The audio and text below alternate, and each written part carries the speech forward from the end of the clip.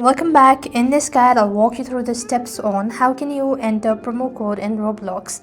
To enter a promo code in Roblox, you simply want to make sure to watch this video right till the end. So first thing what you want to do is open up your Roblox application. So make sure that you've already installed it, and once you're logged in, you want to click on the more tab from the bottom right hand side corner. Scroll down and you want to go to help and safety.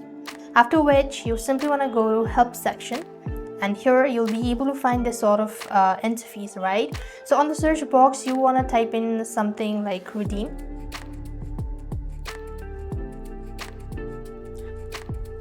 And when you do it, so you could find a list of articles relating to it. Here you could go with how do I redeem a promo code. Click on a link there and it's going to take you to the next field.